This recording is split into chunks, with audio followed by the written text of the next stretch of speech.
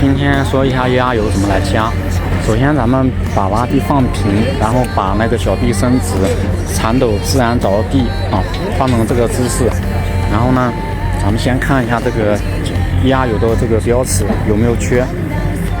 然后这现在已经缺液压油了哈，正常液压油的话是一半一半这个位置。然后呢，咱们现在来把这个盖子打开，来加注液压油。首先这有两个盖子，看到没有？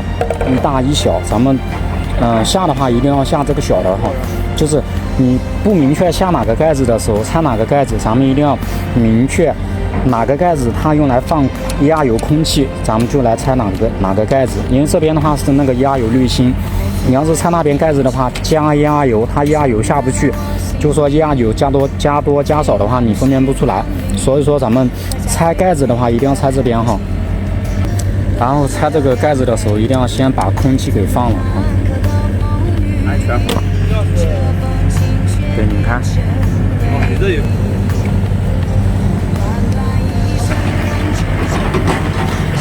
啊，这样子不会臭是吗？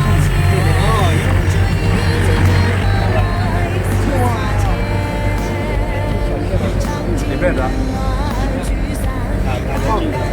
放到放平了。或者这个机器上面。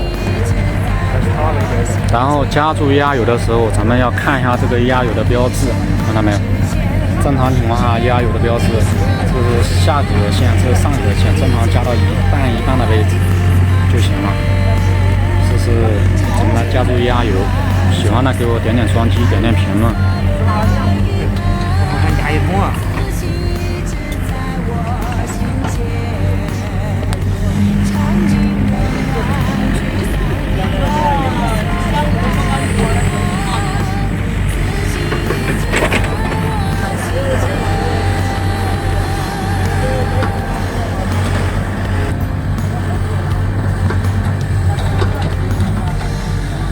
咱们盖液压油盖子的时候，一定要注意，不是随便把它放下去就可以上螺丝的哈。咱们一定要看到没有，这个液压油盖子上面有一个孔，咱们一定要把它压对准这个螺丝螺帽啊，对准它压。